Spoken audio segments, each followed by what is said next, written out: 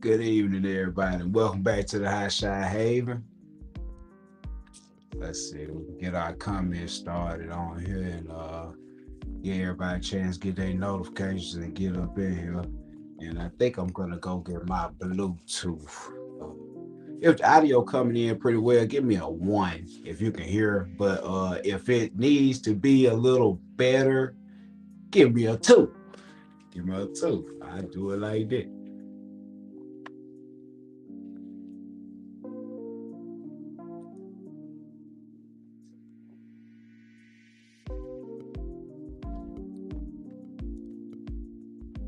So with y'all.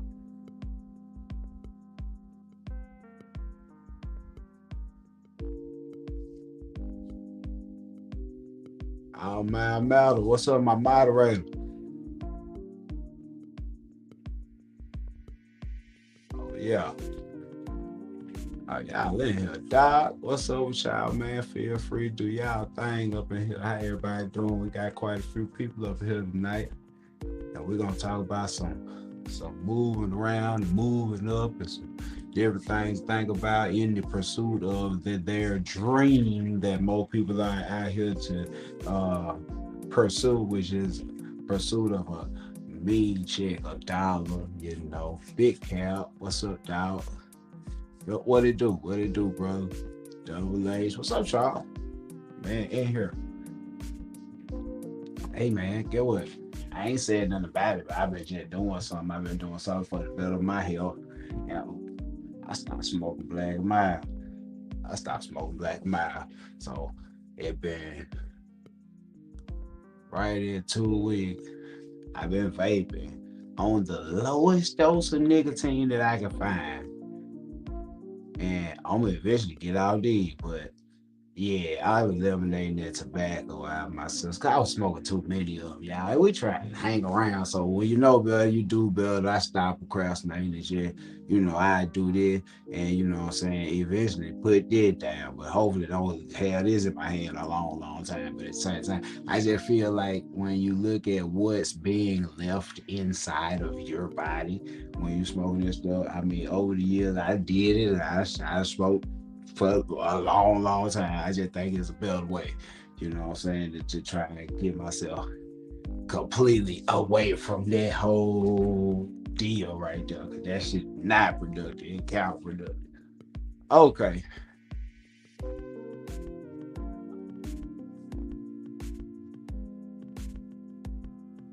Oh, Big Cap, you changed your name from Mercy Light B. You still in you about smoking in hot dog. I'm just vaping now. I ain't smoking no more. Nah, I ain't actually smoked nothing. I ain't had no lighter and put no flame to nothing in like 2.5, 3 weeks. For real. Well, they going on the third week now, but like, yeah, 2.5 weeks, I say, going into the third week right now. So, yeah, that's progress though. But that ain't what we came to talk about. You know what I'm saying? I'm glad to see everybody here and hoping everybody enjoying the weekend with your family, It's the week before Mother's Day. So if you ain't got your stuff together, go on get your stuff together. Let mama know she's special, you know. But that's next week. So what we coming to talk about this evening or tonight rather is what you guys really want to know a lot about a lot of time is the procedures and the thought process, the mechanical aspects of actually moving from, what I'm saying, non-CDL work to CDL work to semi work. Um, a lot of people want to know about the costs associated with the differences in each one of those. A lot of people want to know, what I'm saying, just really some folk want to know how people have the nerve to even be out here on the highway moving things like MasterCards in a suicide fashion and be confident enough to move that around knowing that their load securement is good or adequate or above board, and I'm gonna say this before we get into deep into the moving up in weight. Um, this past week I saw something that I never, ever, ever, ever, ever want to see again in life. Now, I want to tell y'all a little slight thing about me. If you're new to the channel, like, comment, subscribe, because I got some stories. I'm finna start doing a lot more just actual story time, because there's some stuff that happens and that have happened over the year that, you know what I'm saying, I basically waited on the statute of limitation to be up on a lot of stuff, because I ain't the police and I ain't finna police on myself. Like, by the time I tell y'all about something, I've been doing it for a while right now. If I tell you about assault, but especially if it's particular and it happened, you can believe it probably happened over 2 years ago, and that shit is not on my SMS scope. When you look at it no more, you're not gonna see it. And nor was I talking about it when it was on my SMS scope, trying to put gas on a fire that you can't put out. So we'll get that straight from the beginning. So if you hear me start talking about a little stuff, in which I will be talking about a little more stuff on the channel that have happened that could really trip you up, and that more people probably wouldn't have survived as far as their company and their ability to sustain and keep making money, it probably wouldn't have kept going. So, all right, I want to talk about something I saw last week that I never want to see again. I was on my way back from Birmingham, Alabama, on I-20, headed westbound. I probably was near a mile mark of 99, 98, somewhere around that area on westbound side. And I'm just driving along. I'm doing about 69. I'm gonna say, because the speed limit is 70, so y'all know me. I'm doing 69. Okay. Hold on. Oh, Lord. We got a guest in the back, people in the back room. He is in the back room. He is back there cheesy. I think he ready, y'all. I'm gonna get him in here too. He getting himself together. I'm gonna give him about 10 seconds to get himself together. But I'm gonna tell y'all, I was on I-20 coming back westbound. Man, let me get this guy in here, because that man shift everything. The man know all this stuff. Let me add my guy and tell this story and get out the way, because I know he got some good points. What up? What's happening? Hey, Uncle Dan and Mr. Holland Cash himself. What's up, What's bro? good, man? Shit, nothing. Hanging out, sipping some Yeah, that's what I'm deliciousness. doing, just hanging out, man, trying to be like you and live the dream one day at a time. Hey, that's it, dude. Every day, bro. I'm just doing nothing. I mean, it's a Saturday night. We're hanging out, ain't got nothing going on, man. Hey, all my amount in the comments said, "Where's Ike?" Ike is currently on a cruise right now on the other side of the world. Ike is chilling. Ike is doing That's his where we need to thing. be. That's where we We need to should be, right all be there. so lucky it's our brother Ike. That's what I'm saying. That's where we need to be, right there, man. I'm trying to figure out how to do shit. What's good, man? What's going on? What's the topic of discussion? What's happening? Topic of discussion tonight is kind of just moving on up in weight classes. And I know I saw you do a really good trailer video where you detail about moving from non-CDL to CDL Hotshot, and your axles and your tires, and you hit some really good points. And then I just wanted to touch up on moving, because you do semi work too. So moving from the CDL Hotshot on into the semi, and then also kind of want to touch on the responsibilities and the risk versus reward versus, oh my God, this shit is really heavy. Like, we gotta emphasize that, like, even though we trying to move light stuff whenever possible, it's shit by payload and stuff get heavy, man. Yeah. It get heavy. Yeah. It'll kill you. Yeah. Yeah. But like I say, it's always good to have you here. So first thing I want you to do is introduce yourself for those that may not be familiar with you, and what you do, where you from, and why would you even be dealing with a silly son of a gun like me? Man, so my name's Danny. I run a channel called Haul Cash. I've been in trucking now for over a decade, on and off.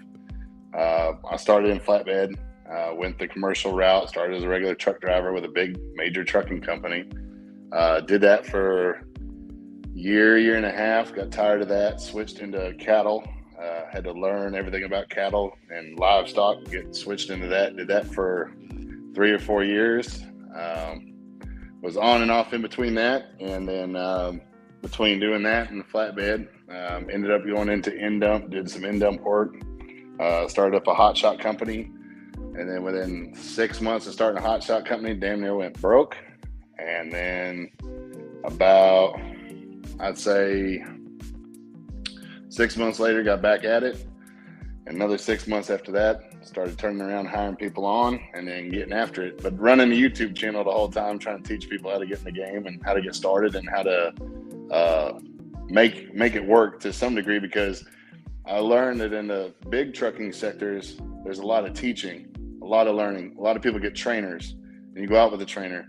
On the private side, though, for hot shots and for guys that are doing hot shots, there is no formal training. So you are stuck on your own, and you are trying to figure it out the hard way. And unless you have something to resource like YouTube to go to, you don't have shit to look for. So you're either talking to somebody that's already in the game, and if you don't know somebody, then you're sure as hell trying to figure it out. So that's what I'm doing. That's how I met you, and started. And on my channel, I mean, I only really follow people that are truthful. Like I don't follow the hype. So if it's not somebody spitting true game about how to get into business, and I don't even bother watching them. So we started chit-chatting and rapping about the game, and I started figuring out, watching what you were doing and seeing how you were making it work. And I was like, yeah, this is a channel to follow right here. Hey, that's it. So I was like, hey, this guy knows what he's talking about, and he's telling people the truth. So I can respect that, and I follow it, and then you join up whenever you can. Yeah, that's why I had, vice versa, crossing over and checking out a lot of your videos. And like just when I got my headset, if everybody can hear me good, give me a 1 in the comment. Can you hear me, Danny? No, I can hear you solid, bro. I got you. Okay, solid. I just wanted to make sure I got that real good connection. Yeah. Okay. All right, man. Like I was saying, that was one of the main reasons that I gravitated to your channels, Mr. Howley Cash, is because it's a lot of ways to lose money in trucking. It's a lot of ways. And most people that are considered trucking gurus, or people that really are considered popular in trucking as it comes to the educational basis or the educational aspect of trucking, which you just spoke up on, is a very big part of mainstream trucking, which is an open market for smaller companies. Hence, everybody's a guru. Everyone knows the way. Please follow me. It's only $49.95, Daddy. I promise you. You're you're gonna win. You're gonna win. You cannot lose. Just know that my guru stuff is me paying to sit on an airplane for an hour and a half in my suit and tell you how I became a multi-gazillionaire selling trucks and inspirational help videos, right? Like, man, I'm gonna do it one time. Let me do it one time. Hold on. Let's do it one time for all the people that want to be inspired tonight. Do you want to make more money in trucking? Do you want to win? Do you want to drive a Lambo? Do you want to have exotic guns that no one else has? Do you want to have a Lambo? Do you want to get your picker poo sucked every night? That's right.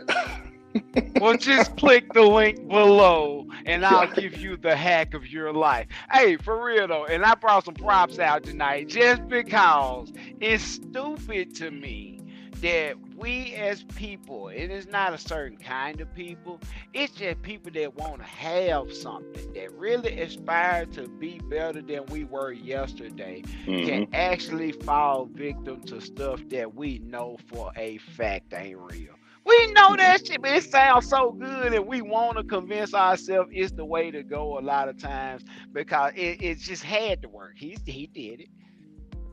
Well, he says he did it. Yeah, he said he did it and did it. We ain't gonna talk about all the stuff that made it possible for him to look like he did it too. It ain't really him. Dude, I mean, there was some guys that I found. Matter of fact, I had a buddy that went to it was a broker guru not too long ago, well known on YouTube, and I swear to you, my buddy from the service got out of the service and he was coming into it and he said, "Man, what do you know about this guy?" And I told him, I said, "Man, I'm telling you right now, that's going to be a waste of $800. You're going to spend $800 to learn the hard way." And that dude spent $800. That guy's program, that guy ghosted him after he took his $800. And man, it was a hard learning lesson. But that was exactly what he got sold on. He got sold on a beautiful idea that everything is perfectly put together. And yeah, $800 later, man, and he got nothing. I mean, he literally got nothing out of that program. I mean, he got like a few conversations, 2 videos, a pamphlet, a high five. That was it. Are you good? Can you hear me? You good on your audio? Are you in the black? You in the dark here? Can anybody else hear me? I don't know. Hold on. I think everybody else can. I don't know what the hell is that. I got you. I can hear you. I got you. I swear I don't know what just happened, bro. I can hear you. Okay. So I don't know. Yeah, I can hear you. Yeah, they can hear both of us. Okay, I can hear you too. Yeah, we're good. Solid. Okay, I don't know. We're gonna figure it out though. It's some crazy stuff. It sounds like some aliens in the background. Oh, really? That might just be the yak. I mean, that could be the yak. That could be the drink. I got no idea.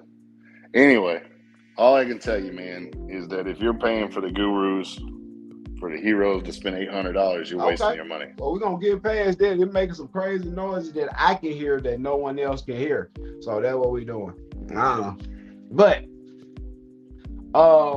tonight, like I said, we're going to talk a little bit about moving up in weight and weight class, licensing, equipment, and I really invited Danny on here to expound on the other aspect which comes along with moving up, and that is funding. Yeah, you need money. They're my favorite guy to talk about funding because he does some magical things over there and he don't need permission a lot of times, so that's cool. Hey, see, yeah, y'all like, he like permission? Nah, I told y'all, make a profit, maintain control. Them 2 things. So to maintain control, a lot of times he just go over there and just let them, he walk on through and let them know, but he ain't asking. He like, No, man. I mean, the thing with money, man, is everybody thinks money is hard to get a hold of. Money's a piece of cake. Like you can find $1 under every rock if you're willing to go look for it.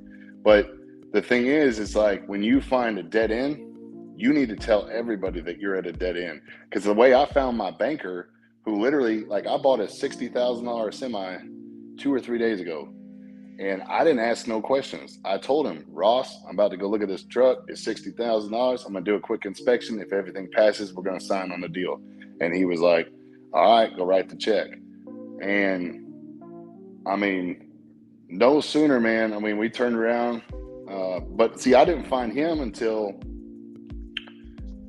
I talked to my trailer guy. Like I had to talk to a guy to talk to another guy, and finally found the right banker, found the right guy that had the money, that was doing the right things, and wasn't looking for, $1 million% down, wasn't looking for $1 million in credit, wasn't looking for no crazy stuff like that. And after I found him, man, I started doing a few deals with him, just proved that we were loyal, showed him that we could pay our bills. And after I proved we could pay our bills and handle our business, now it's pretty much an open checkbook. You know what I mean? You just go down there and buy a truck and tell them you want to buy a truck. And, I put my little percentage down with the bank and they cut the rest of the check to the guy, and you walk away with the keys. And nothing to it. So, I mean, it just kind of depends. I mean, some folks can't make, some folks can't get their hands on money. Hey, but hold up now. I get what you're saying, but a lot of folks can't seem to pull that move off just simply because they ain't got the bank believing yet.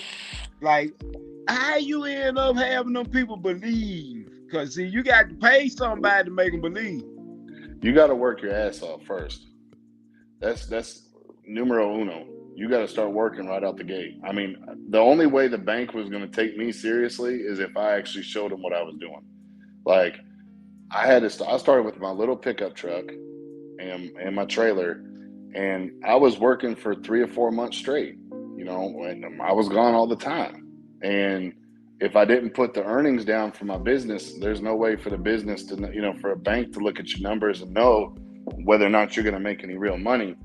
But if you don't have any money today, if you haven't earned any money today, the quickest way to show that you've got earnings is to actually do like a projection, right? So you can forecast what your earnings will be in 6 months, but the hardest thing with that is that you're betting against future revenue, right? So you're trying to convince the bank that in 6 months from now, I'm going to have some money and I'm going to be able to pay you back. And that's a really hard sell. But for me, it was just working. And then all I did was show them what I was doing in a Hotshot and how much more I could do with a semi. And I was like, look, I need to be in the semi. And they were like, let's try one and let's see how you do. But I mean, I screwed up my very first semi. I went to a dealership and I got taken for like 17% interest. And when I called Ross and finally got a hold of him, he knocked that sucker down to like 5% and then turned around and did a second one with me. And so I was like, roll them, like just keep going. If we're all at 5%, let's just ride. So that was why I did what I did. But I mean, you got to work, dude. That's the only thing there is to it. There's no magical bullet for this. There's, as much as a guru might tell you there's $1 million recipe, there is nothing for you. It is you getting off your ass at 5 a.m. and going to work. That's it. Right. That's the truth of it.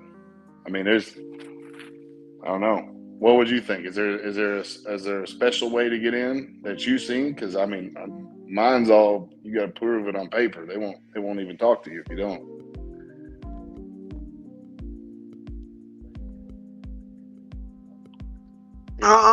No. They respect money. They respect you doing what you said you were going to do when you signed whatever papers it was. And the only way you could really negate doing what you said you were going to do is to find somebody else that'll told you know that'll better rate to still do what you said you were going to do. So I don't know no special magic bullet. And then I say, just like you say, you got taken on that 17%. I say I got did the same way on the white truck that I bought that they got stolen that time. Back when I first started my company, I was still leaning on my personal credit because unbeknownst to a lot of people, just because you say, hey, bank, I got a business, that don't mean they're going to say, here's $50,000 to go buy you a pretty new truck or none of that. It means, well, since you got a business and you ain't got really no history, we got to see, we got to use your personal credit. We need you to sign for this stuff. We need you to put that same big old down payment and be subject to these same non-commercial rates. And you do some 5-year shit you really don't want to do. And you know, just to get your foot in the door because you need a piece of equipment. And then after you learn a little bit, you'll come back and you might refinance that piece of equipment. God willing, it's not too old for the bank because that go into it too. You got a good deal on a truck, but when you go to refinance, the bank looking at it like that's too big of a risk. We can't write that much back on it. You know, different stuff like that. You learn different stuff. So then you figure out the only way to beat that game is to pay it out really, really fast to avoid the interest. That's the only way you can do it. And once again, it comes to work your ass out. It's to get time to go to work. Because the only way you can not get screwed is to unscrew yourself. Well, the way to look at interest, right, is when you get into business, you can't look at interest like you look at it from the personal side. On the personal side, everybody looks at interest like, oh my God, I got to pay all this money to a bank. When you're on the business side, the interest is all the money that you get to write off that you had to pay to borrow the money that you got. And so the way I look at it is a little different because you might have interest, But if you're giving it to the bank and you get to write it off at the end of the year and get it back to you as a tax credit, then it's a little different than the personal side. Because in the personal side, you give the money to the bank, you don't get that write-off. You don't get that money back. You don't get that as a credit. You just get that as it's a one-shot deal. You gave it to the bank took it, told you to pound sand, have a good day. So for me, I get it as a write-off. So for me, if you're earning good revenue and you need to write that off because daddy don't want to pay no taxes, daddy don't want to pay no taxes, so I need to write off. So if you want to take 5%, that's easy money. That's it's irrelevant. I'll just give you the money, because at that point, the one thing that people do in trucking is they don't leverage that credit long enough. These are depreciating assets, right? So if you can leverage your credit over a period of time, as long as the asset is earning money, it is paying that debt down. So why would you rush to pay the debt down? Because it's earning and paying the debt down for you. It's doing the work. So I don't want to rush and give my cash away to paying it off, because I could use my cash and go buy another one and let it start bringing in. And as long as they're paying themselves down and bringing in the money, I can keep my cash and keep expanding and moving it, rather than trying to pay these things off. Because paying them off, yes, it's cool when you're personal. Because I mean, on my personal side, that's how I do it. I just sold my Tundra today. So when I do that stuff, I get my personal stuff clear.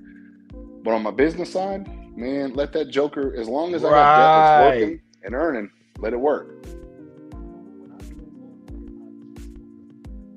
Yep.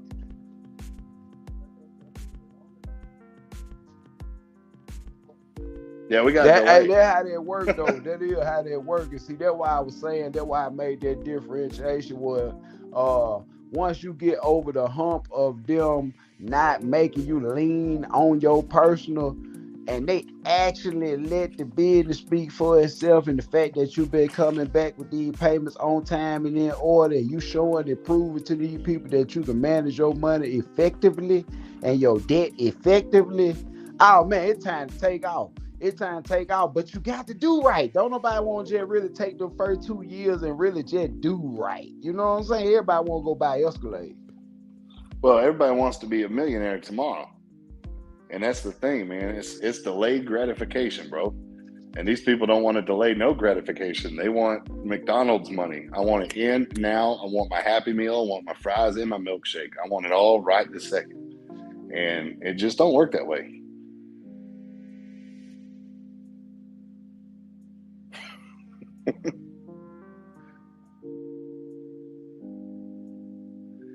Nah, and hey, get what, Daddy? I want to just say too, that little stack of cash that I had grabbed right there, man. Don't you know that's about 3 months of running that truck a little bit more efficiently? I saved about $1,100 a month on my truck with just running a little bit slower and being a little bit more mindful about what I was doing in the middle of my day and not running the truck. And, I come back and park it every day and all that good shit. Yeah, I say like $3,500, bro. For real. Yeah. So, that's a penny saved, penny earned, but them real dollars, that's what that is. That's the basically running my truck smarter for another like 3 months. I say like $3,500 for real though. Well, that's what people think, right? It's like when they get into one truck and they're a one truck thing, they think that they're gonna earn more money. Like, oh, the rate is gonna be $9 a mile tomorrow. I'm gonna earn more money so I can run this fuel, because there's always gonna be tomorrow. That don't work that way. You're never going to get the rate to go to $9. So you only have one option, and that's to save money wherever you can. And if you can save money by shutting that truck off and quit sitting there trying to cool down the truck while you're inside the store taking a shower, you should do that. And if you save thousands of dollars on top of it, you keep that money on the side, reinvest that money, and keep it working. But I mean, to think that, it's like, oh, I've got one truck. I think I could earn more money next week if I get this really awesome lane. Bro, that ain't going to happen. Like, it may happen, but if it does, good. But don't count on that. Count on you being able to cut your costs. Pay attention to where you fuel. Save yourself a little bit of money. Easy.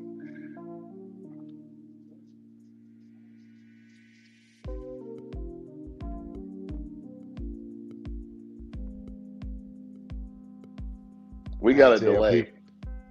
I tell people all the time, man, the best way you can make more money is to figure out how to do more with the money you already got.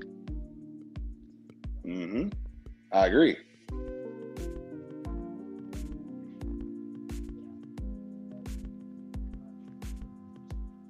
Yeah, we delayed, man. I don't know what we're delayed on.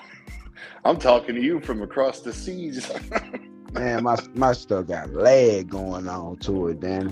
But Yeah. like I said, I want to go ahead and get into why we actually came here tonight, and that's to talk a little bit about, like I said, moving up the responsibilities. I haven't had a chance to really share these pictures with you, Danny. All my matter, if you would, my moderator got a few pictures that he may want to send you of a few situations that happened in the last couple of weeks. And I'm gonna talk about a small situation that happened that I saw last week that was very upsetting. I'm talking about it scared the shit out of me, Dad. I ain't gonna even lie, it made me think about everybody on the highway was gonna die. And that shit wasn't funny.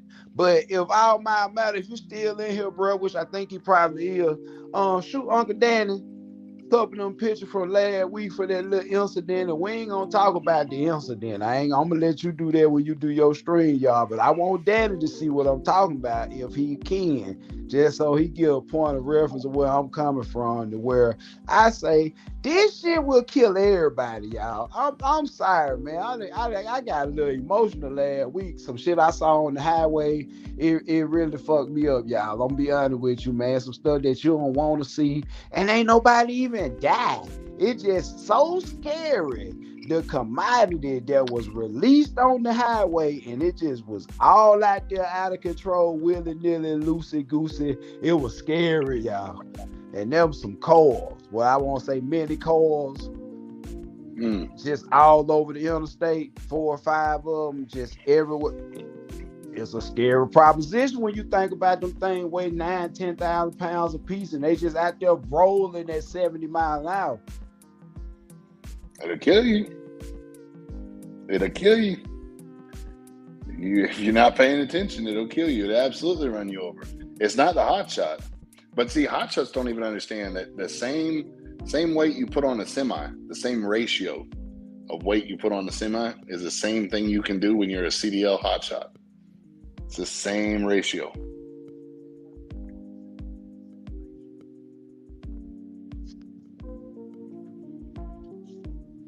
So you could die no matter what. Hotshot, semi, box van, put it in a box van, watch what happens. To the point where I'm so afraid of the items that I carry. Even when you see me in videos, sometimes you'll see me out just doing some stuff on the live. I'm over secured, and I'm still kind of paranoid because people do weird stuff in traffic that you can't. If you ain't never drove a truck, you just don't know, man. You would think that people would be like, that's a really big truck. I'm going to get out of his way. I think it'll work out if I give him some room to do what he has to do. And I think I'll live to see another day. And that's how that works. That's not how that works. No, my Peterbilt is not a Miata.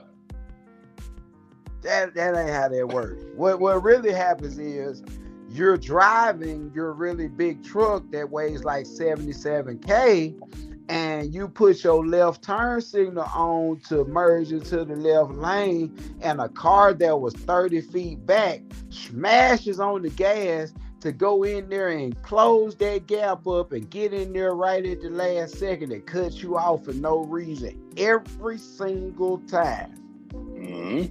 Like 40 times a day. I leave them miles of space though, man. I leave people miles of space because, to be honest, the one thing I do not do is get in a rush with nothing. Not with traffic, not where I gotta be. No, so they call suicide, homicide, call for it. That's the truth though. You can't get in a hurry with nothing that you pull. The transition from a hot shot to a semi is you're not going to do a little damage at all. You don't do just a little damage. You do massive damage. You know what I mean? All the time. It's not like it Hey, ain't even going to with be a quick. Hotshot, man. Like I That's said, right. That's right. momentum is a beast. Momentum is something that is hard to quantify until you're in a situation where you really need to stop right now. I'm talking about like all bets out, all bullshit to the side, traffic closing up. This shit get really, really short, and you need to stop right now. Like ain't nothing like that feeling right there. And you used to haul cow. That's a bad day because somebody leg broke. Hey, I could if I came to a red light and I stopped at the red light and I mean slammed on it, loaded cows. The inertia puts me forward. I stop it.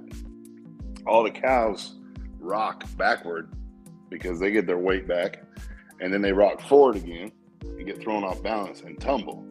By the time that rocking back and throwing forward tumble happens, I would be at a dead stop at the line, and by the time it rocks back and comes forward, I'm halfway through the intersection with my foot on the brake. And I mean, it just couldn't get out of it if you tried.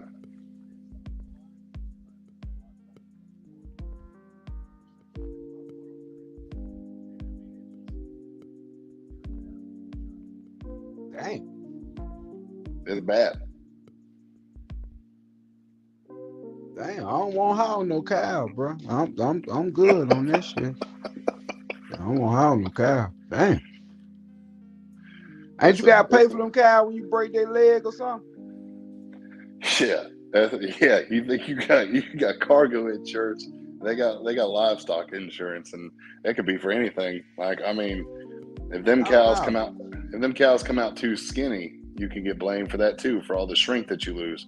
That's why when you see them guys shifting, man, like you ever see a bull hauler shift, if you watch the way they shift, you can't even tell that they shifted that truck, because they every ounce of defecate that comes out of that cow too skinny. is money. Yeah, I ain't costs just charging feeding the cow. Now I just want to drive the cow.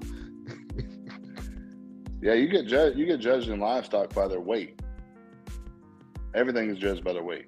If you cause shrink everywhere, if they lose money, like if the cow is if they're uncomfortable, they're defecating all in your trailer, and every time they do, that's $1 down the drain. And if you're the guy if you cause 20% shrink in a little 800-mile trip, they're like, hey, what were you doing with these cows? Why were you driving so rough? Man. Yeah, it's nuts.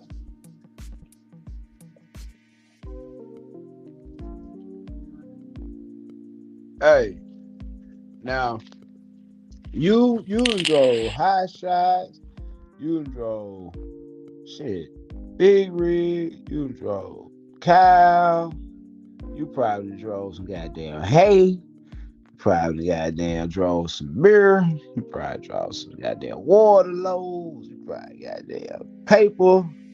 Shit, goddamn, probably a little walking floor, a dump truck or two. Shit, you did a lot of stuff there. Now, everything you done did is fundamentally the same, but every part of it have its own different quirks to where you got to know certain stuff about doing certain stuff, or you gonna mess up pretty bad. Like, it's certain stuff about hauling a cow that ain't got nothing to do with hauling a car, and there's certain stuff about hauling a car that ain't got nothing to do with hauling a cow, but it'll kill your ass if you can haul the car wrong. You know what I'm saying? So, you know what I'm saying? I just want you to kind of tell us a little bit of something, some of the things that you ran into as you were transitioning to different jobs and different aspects of trucking, that you had to realize that, hey man, it's a real big loss to be incurred if I can't learn this stuff pretty fast. I got to figure out what makes this part of trucking different than the last thing I was doing. Man, the most important thing I've learned is that you respect the equipment, and you better respect the load. I mean, a load of lumber looks like a load of lumber. until a 2x4 gets slipped out of a bundle and comes through the back of your cab at Mock Jesus and starts trying to decapitate you from behind. If you don't respect the loads that you're pulling, I mean, you're gonna get run over before anything. I mean, a cow is dangerous, but if you have a coil and a chain snaps, that's it, bro. I mean, the coil's coming. There's nothing you could do about it. And what you don't understand, what a lot of drivers don't realize, is that when you're stopping, you're dealing with what's in front of you. You're dealing with the traffic. You're dealing with trying not to hit that car. And you don't realize that coil's coming behind me like a steamroller. And I mean, if you guys have never seen a coil crush a semi, just look it up. Because I mean, they absolutely destroy semis. They run them over and flatten them out. I mean, there's some coils out there that are 46,000 pounds just by themselves. And so, some of the things I see with a lot of people that have incidents is that they forget where they are. They get cocky and conceited. They get confident, overly confident in what they're pulling. They don't trust the roadway. They don't know the conditions of the roadway or how the load is going to handle in a turn, right? So cattle, you gas up into a turn. Freight, you slow down before the turn. And a lot of people just misjudge what they're pulling, and they don't respect it enough to give it that time of understanding it and truly appreciating its power. And that's where I think a lot of people make a ton of mistakes. It's just the lack of respect that they have for the equipment or the load that they're carrying.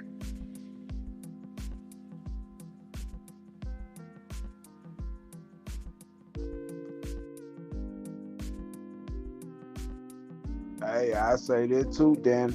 A lot of people they get complacent, especially when they do the same thing for a long time. And I try my best, even with my guys, and I encourage them to always explore different new customers and new lanes and try and get the best money possible for their time and stuff like that. I always encourage it, but what that also gives you a chance to do is to switch up more. And like I run a set of master cores off the port of New Orleans. They usually, if they coming from Seoul or either South Japan, somewhere like that, the way they weigh them is different. It's on the kilos and it ain't on the pounds, but they slip an extra weight on the boat. And that's the name of the game, to get it much on the boat and it much in their core. So what they'll do is they'll flatten the sheets out just a little bit thinner. So they can put an extra 40, 50 layers on the outside of that core, and that core really weigh 49,000 pounds.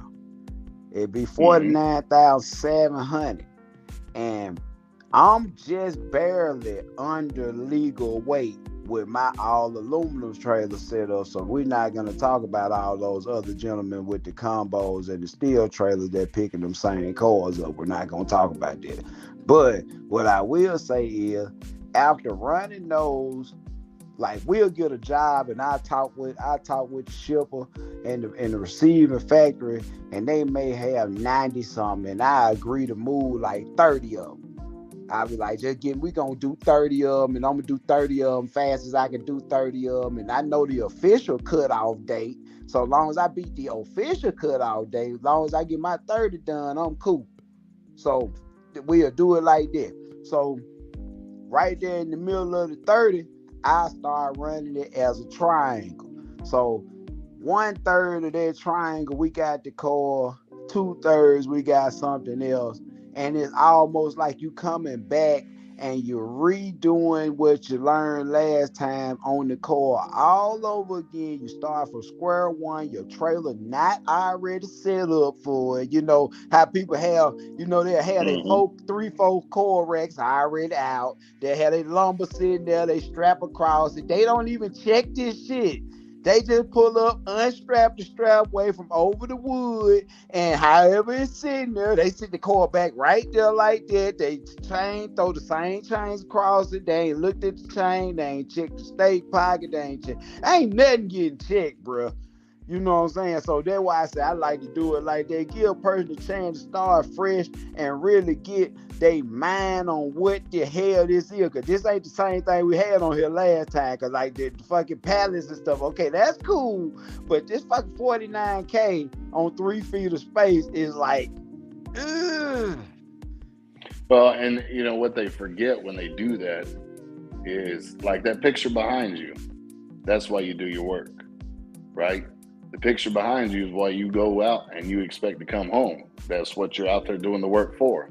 You're not doing the work for no reason, you know. And what they forget is I'm going out here for a job and I intend to come home. And if I don't come home, then what good is me going out here for work? You know what I mean? Like you get set up and you take things, if you start slacking and you stop respecting what you're dealing with and you forget that physics exist or that crack in your chain will eventually give way or that tire, you know, I've seen guys that are hauling trailers with the airbags blown out on them and the tires are rubbing. You know, I've seen guys that drive steer tires where they're bald.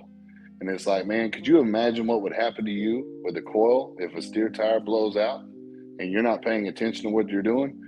You'll be flipped over and on your side. And then the people that you were out there working to support, love, and care about that want you home, you're not going to visit them again if you keep, you know, if you disrespect what you're dealing with. That's just the plain truth of it. The guys that disrespect it find out the hard way and they normally end up lying in a ditch.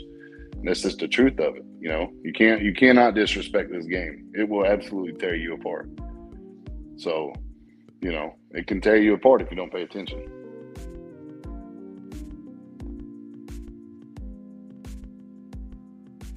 Yeah. Yeah.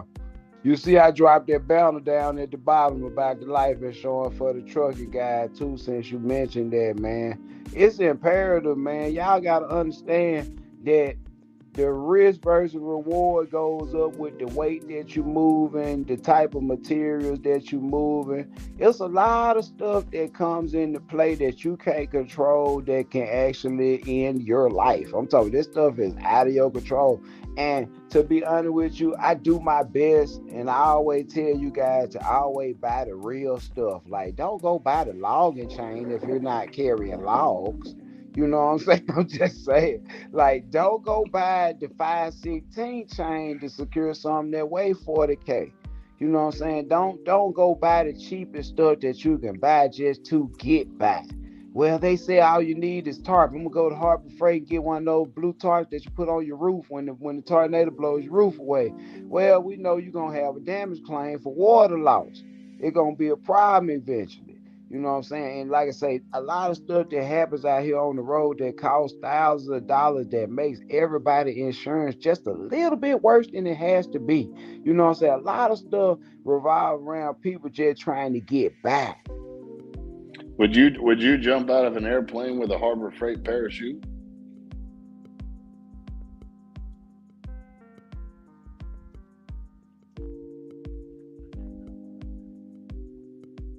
Hell no. Wait a minute. No. Hold up. There's a little lag on there. Hell no. I want to jump out It's the same. It's the same shit. If you Man, buy really jacked up equipment, I wouldn't get no strange with a Harbor Freight condom. Would you? I mean, it's the truth though. I mean, it's like, you know, it's people don't understand that, man. It's like the securement that you're buying is literally what's going to protect your life.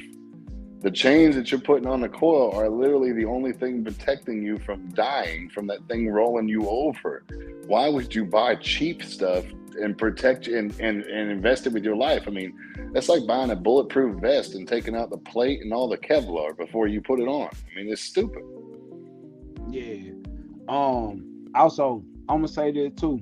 Like, I get chains from Harbor Freight, and I get those red binders from Harbor Freight.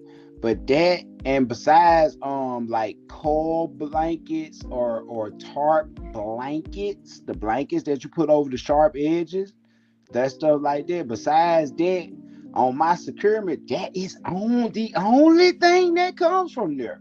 I don't buy no straps. I don't buy no bungees. That's bullshit. The bungees are bullshit. The straps are bullshit. The 2-inch straps, don't buy that. If it don't feel exactly like your seatbelt in your car, that is not the right kind of strap. They got some straps that are made out of cotton. That shit is gonna break. I don't give a fuck what they print on that strap. That strap say 3,000 pounds like the other strap, but when you feel that strap balls up in your hand and it's real flimsy. It should feel just like seatbelt material. That's the premise of what we doing. It's seatbelt material, backpack material, not that bullshit. Mm-mm. And you wonder why you No, instead of losing straps every day. Pow, pow, pow.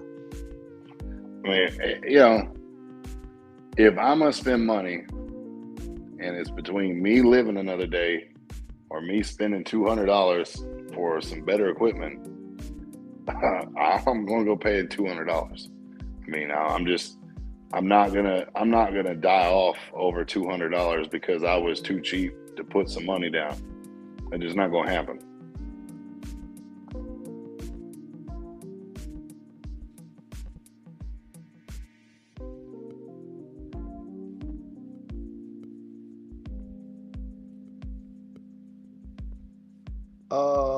Julian. I think Julian in the comments said something about yeah, that lag sucks, man. The gear Oh, that's he's getting talking about tow locked up haul. in the tow converter. What he said, He's what talking about tow gear is the haul. tow converter locking up in tow haul mode? 4th, 5th, and 6th. Yeah. Tow haul's Yeah, just he's talking extending. about a Yeah. Dodge. My Tow bad, haul's yo. just I got it's just sidetracked, extending your Danny. tow haul's just Yeah, this extending your lag sucks, man. I hate that's going on with that, y'all. My apologies for that. I really have no idea, but it's always something. But like I said, we got some quality content going on right now, and we got Holly Cash over here, Cover Sick, Transport.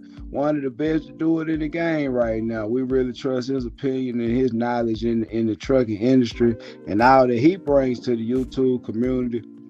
And like I said, I like the fact that Danny is always one of those guys that's truthful and he don't care what you think. That's nope.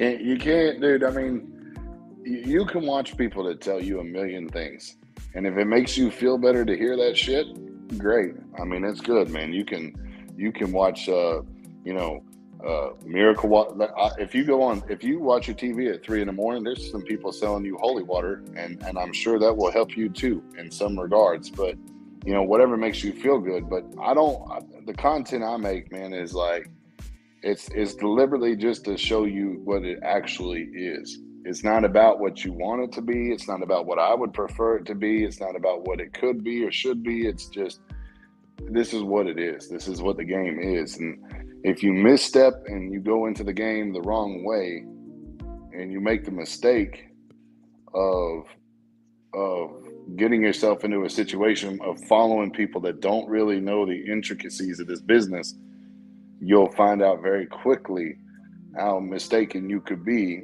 And when your entire livelihood for your family and everything else depends on it, man, that's something that I couldn't sleep good at night trying to tell people that kind of information. So I prefer to tell people straight, and if it works for you, great, and if it don't work for you, change the channel.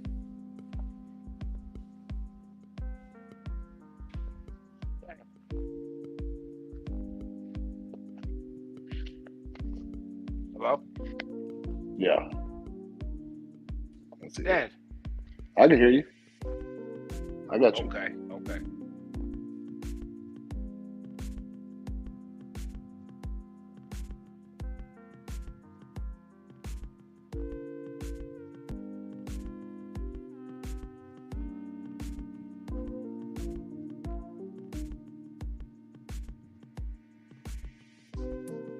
Yeah. I got you. It ain't gonna act right, bro. It just ain't gonna act right.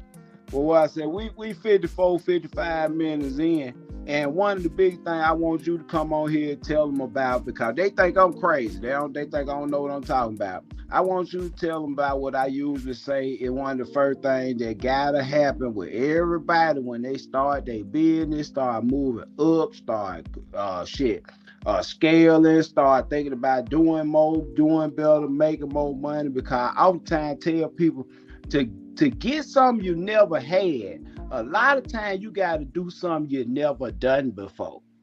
And a lot of people don't want to get out their comfort zone and do something they ain't never did before. Sort of like getting off your ass. A lot of folks don't want to really just get off their ass. But at the same time, I want you to talk about the mindset of the person that's the owner, that all this stuff resting on his shoulder.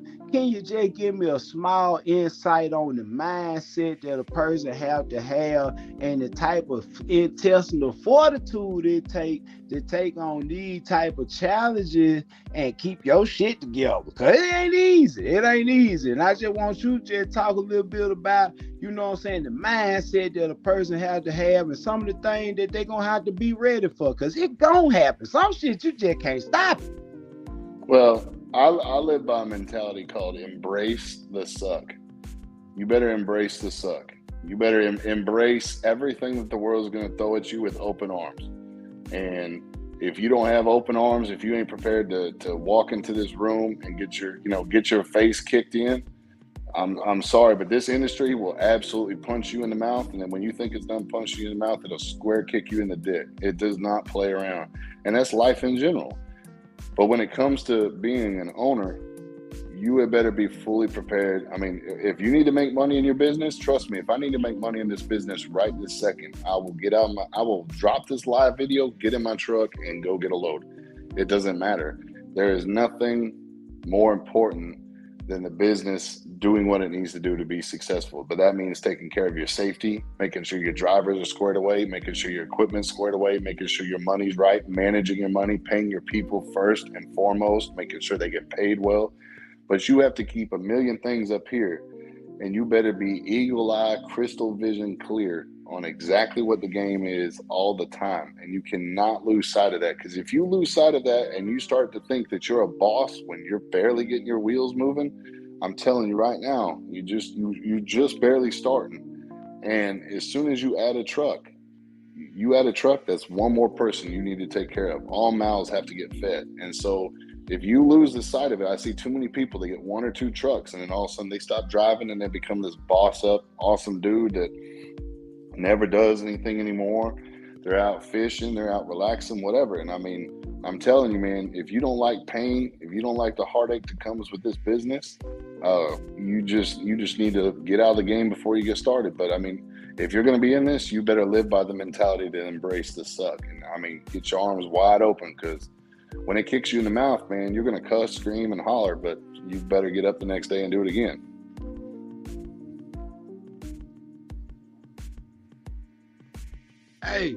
Hey, also, I want to add this, Dan.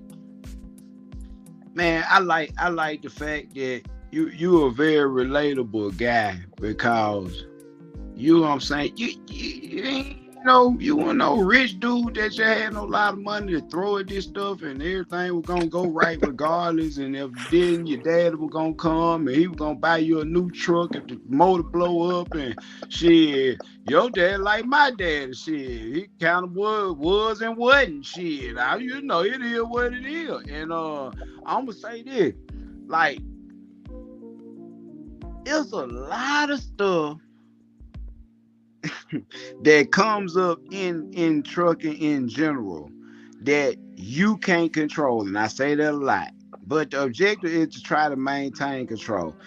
I'm gonna say this for all the people that watching this channel right now that was doing something else, and I'm gonna say this, that was doing something else besides going to work every day, and they got some money and they want to do something different without looking over their shoulder no more, if you get what I'm saying. But your thing is you done bought a piece of equipment, whether it be a Hotshot truck or an 18-wheeler, and the first thing you finna do is go find somebody that you may or may not know very well and put them in charge of the rest of your life. I'm gonna Nope. tell you this. Make the decision make sense. Make the fact that you're about to invest your last hope. A lot of folks, this gonna be their last hope to ever get this much money ever in life again in their mind. They may never cross this opportunity to put their money to good use. And also kill two birds with one stone by leaving some unproductive shit alone. But the only way you're going to be able to stop doing what you're doing is to make a sustainable income that makes it so your quality of life doesn't diminish so much during the transition that you go back to doing what you used to be doing.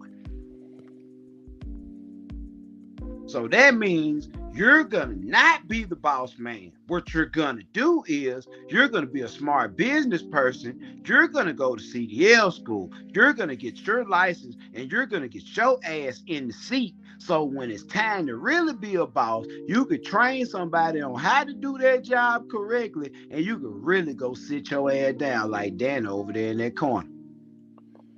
Well, and even Real talk.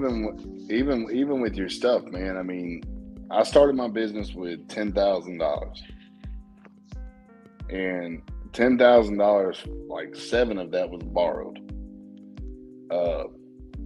And I damn near went bankrupt in the first 6 months with all new equipment and experience. And then literally had to sell my trailer, sell my securement.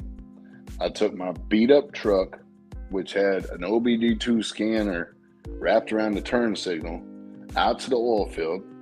I worked out there for 45 days straight, made a little bit of money.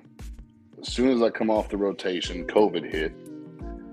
I had $2,000 in my pocket, and I was like, man, what am I going to do? Put it back in the business and give it a shot, or just give up? And I put it in the business.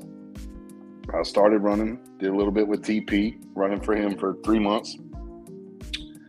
Got back into it, bought my own trailer, and then ran for 6 months and stayed gone for 6 months. I mean, gone. I was always gone. And at the end of that 6 months, man, I realized that I was the only person in the truck. And if anything happened to me, the business was done tomorrow. And I was like, man, I'm going to hire some dudes. I'm going to figure it out. I'm going to put them on. I'm going to use my head. I'm going to make my experience come to work. And I'm just going to embrace all the headaches that come with this. And that very next year, after doing only about 60 grand, the next year we did about 1.35 million. And it was just literally busting your ass. No question. Just bust your ass. There's no turning back, you know. And if you think you're just going to throw some money at a driver in a truck and it's just going to somehow work for you, good luck, man, because it ain't never going to happen that way. You would be able to be the one. If you want the oil change, you change it yourself. You want the tires changed, you change them yourself. You want your brakes done, you do the brakes yourself. Everything has to be you. There's no substitute for hard work.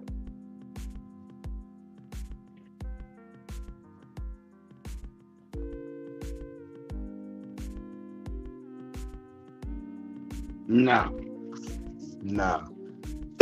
And I see more people throw money away and just flush it down the toilet with a pipe dream of escalating to the position of boss so expediently that you wonder, you know what I'm saying, what the thought process even had to be to even have the concept in their mind that they would go from not owning anything to running everything overnight and it was actually gonna work. Now, just for a moment, jump in the comments because I see they going back and forth about the transmission deal in the '04 Ram. I won't say something about that '04 Ram. Suncoast does have a great transmission they offer as an upgrade for their 48 RE. Also, just the reason why that transmission does not perform with that trailer on there as it should and as you think it should is because that transmission torque converter only locks up in overdrive, and it provides the overdrive gear through the torque converter. But all through first, second, and third, before it hit fourth, it completely slipping out. It's slipping out. It's slipping out. The torque converter getting hot, and it seems like it don't never catch up until you get about 35 miles an hour. Then all of a sudden it grabs. That's when the torque converter locks in the overdrive. So, like I say, without a manual switch, you add whenever you get the transmission, get a manual switch where you can flip the torque converter and lock it up in second, third, and fourth. Then it'll pull like a beast. But back to you, Danny. I just wanted to get that out there, man, because that transmission ain't gonna do it. It ain't gonna do it. It'll try. It's adequate. I wouldn't trust my life on it though. Lord have mercy, I wouldn't trust my life with it. Well, I mean, and the thing with that, the thing with the tow haul is only prolonging the gear. It's only prolonging, so it's not adding anything to you. You know, you're not getting any kind of extra special engagement. It's just prolonging the gear. So like it's extending that power band. So in tow haul mode, if it seems like it's worse, it's probably because first gear is a little longer, second gear is a little longer, third gear is a little longer, and then once you get into fourth and fifth, then you start to grab and pull, and then it feels right. But yeah, if your torque converter is bad, the only thing tow haul will do is exacerbate it. Yep. That's precisely what's going on. You just prolonging the factor, and you're adding more heat into the system. Like I say, it's advantageous up to a certain amount of weight, and after that point, certain amount of weight and certain amount of age on the transmission, fluid characteristics, a lot of different stuff play a point into that fluid coupler, which we call a torque converter, actually doing what it's supposed to do. And most of the time, if you got about an 04, I oftentimes tell people, like my truck is outside, get a manual, because the worst thing you could do to that transmission really is burn the clutch up in it, or perhaps you may dislocate fifth or sixth gear on the end of the transmission. But that's a common problem, that once you put that gear back on, tighten the nut up, you stake it, do a little thing like that to keep it from walking back off again. But that's basically the worst you could do to that transmission, is just pretty much fry the clutch, put a better clutch in it, probably get you some driveline upgrades, better swing bearing and stuff to handle the torque and the crap that you're doing to it. But that automatic, I'm just going to be honest with you, day in, day out, that should be the first upgrade you make in that truck. And it's one of those upgrades that not only going to keep you off the side of the road, it may save your life, because sometimes it's imperative just to be able to get the hell out the way. Sometimes you got to get out the way, man. And you sitting there smashing it to the ground, and this truck ain't moving at all, it's just a problem. Yeah, I mean, everything we drive out here is going to break. They're built to break. It just, be prepared for it to break, and then be prepared to pay the cost to get it replaced. I mean, it's one of them things that the only downside I see with trucking company, the mindset with the trucking company, is always the ownership of the equipment, because it's always the maintenance. But again, that's where that leveraging the credit situation comes in real fly, because as time goes on, if you're putting, if you put all the cash into trying to pay the equipment off, you're not left with any cash to engage repairs and bills and the needed expenses in repairs, because you're constantly, cash is king. Cash is absolute king. And I would rather keep a boatload of cash. If I have $100,000 today in my pocket, I'm gonna borrow $100,000. I'm gonna use the banks. I'm gonna use the bank's money. I'm not gonna use mine. My money is for my transmission. Their money is for me to get a newer truck. you know. And yeah, if I have cash, it's mine. I hope I'll use the bank's cash, which is probably mine too, but I'll just use that.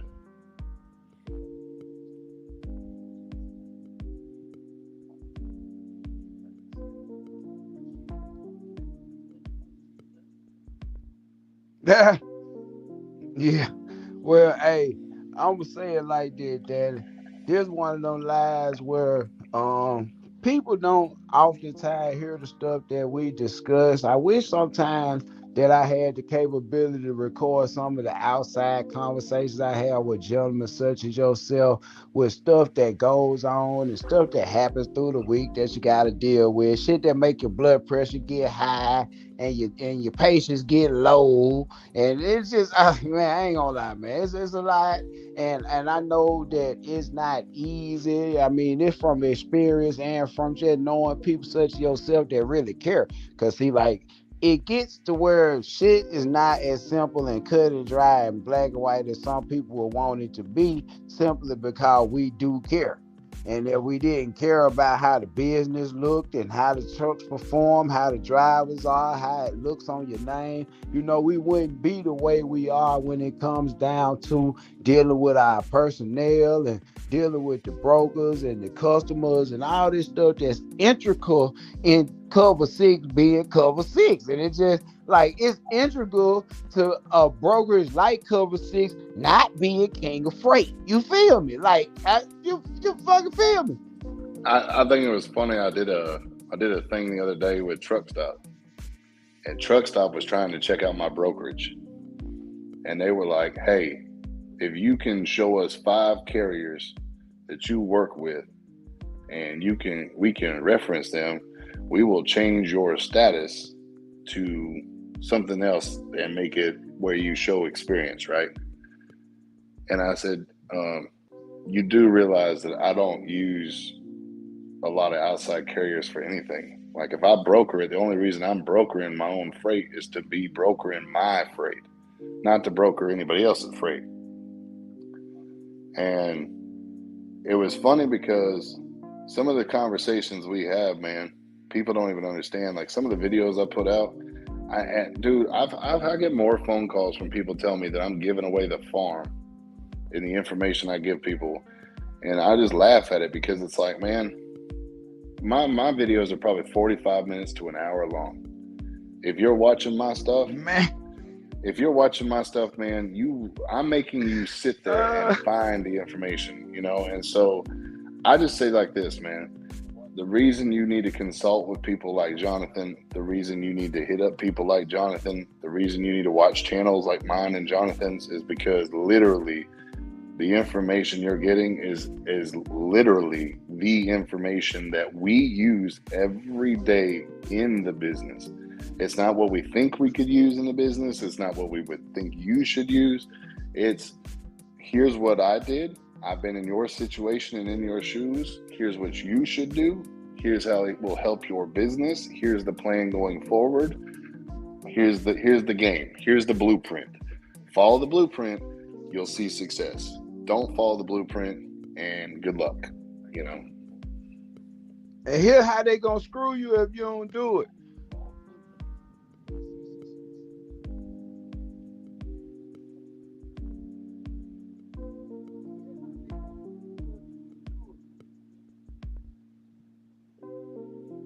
So, I mean, if you're at home watching this channel, man, like, the only reason I'm on this at, time is this shit, 10:30 at night, is because the person that's on this channel, the person that's hosting this, if it wasn't Haven doing it, brother, you wouldn't even get a hold of me. My phone been on Do Not Disturb. You're not going to catch me on a fake channel, man. I just don't work like that. I only jack around with people that are real deal Holyfields. So if y'all are watching this channel, I'm telling you, you better start consulting and talking to Jonathan, man, because the dude's real, 100% proven.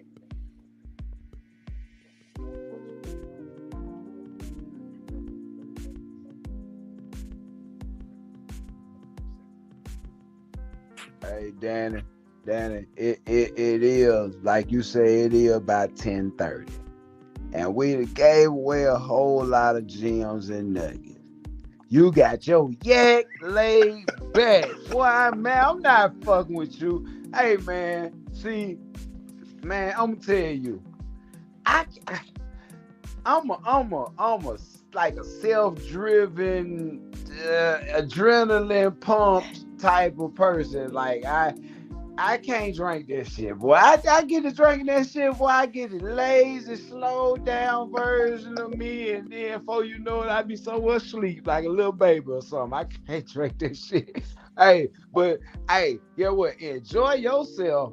And like I said, we had fun. I had fun. I appreciate you taking time out and come and just share some of your knowledge in the field of trucking. You got a vast amount of experience, a lot of different things you done did in trucking, man. And you run a real successful business right now. That's why I hit you up and I said, man, let me see what Danny might want to do, haul the cash over here tonight. If he want to partake in the live, next live, we're gonna have all my metal, and then we're gonna have another live with the guy Anthony Johnson from Seattle that did the ride along with me. But I want to deal with some real people, like for a change, y'all. Reality TV is not reality. Reality YouTube is not reality. This shit ain't real. These people be showing you. I just want to deal with some real people that got some real experience about the real world of trucking, high shotting, and owning a business and actually trying to do something with yourself. Golly, man, shit. It's crazy. A lot of people out here ain't trying to do nothing with themselves, bro. Get rich off somebody else's money. Well, and I mean, I tell you what, man.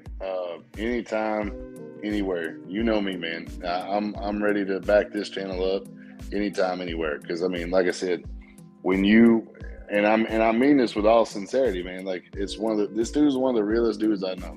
And if he's putting out information and he's talking to you and he's giving you that information, man, y'all need to be watching him and talking to him. Hit him up, consult with him, let him talk to you about your business, let him focus on what you're doing. Let him help you build to where he's at. Because as far as I understand it, he doesn't, it's like a giant oak tree in the forest. You know what I mean? It doesn't make any sounds when it grows. Yeah. That's what he's doing with his business privately. I know on the private side how that thing is growing.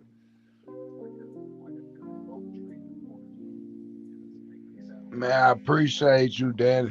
Um, what I want to say, man, is I want y'all to keep me and Howling Cash and our families in your thoughts and prayers.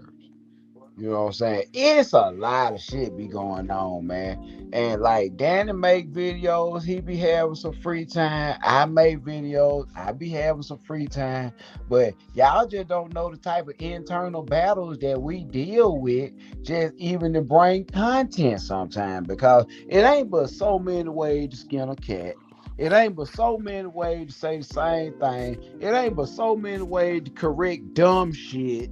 It just ain't it ain't but so many ways to do it. You know what I'm saying? And then you get to the point where you like, man, am I slightly repeating myself? Because it seems like people like the bad override the good, where people want to listen to stuff that makes no sense, but it caters to their feelings.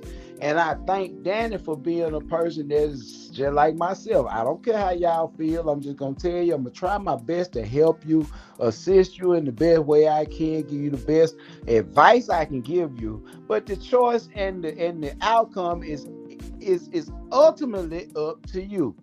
So I think I speak for Danny, which I don't like to do that a lot, but I think I speak for Danny when I say, man, it's a whole lot of work involved. Can't nobody do it better than you.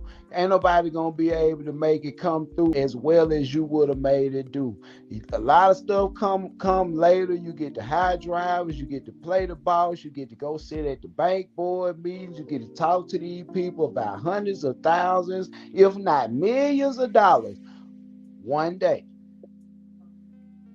But when I get to talking about one day, y'all got to go back to day one. Everybody want to get to one day, but don't nobody want to deal with day one.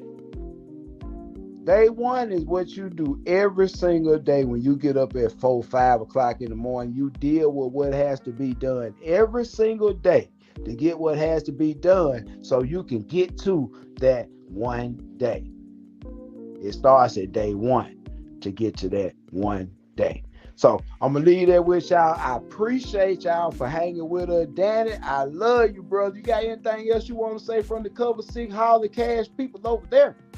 No, bro, it's a blessing, man. Thank you for allowing me to come on and talk with y'all and support the shit out of you, man. Any day, all the time. Love y'all, man. Be careful. Peace. Hey, man, love y'all. Y'all have a good night, man. Great to see y'all. Y'all come back and holler, like, comment, subscribe. Check the link in the description. We got links down there in the description to help your business credit. We got some cash back credit cards. We got some frequent flyer club type stuff. Get your vacation on. You can get piles of money like this. You get piles of money and you can go on vacation. You have a supermodel wife if you click the link in the description below.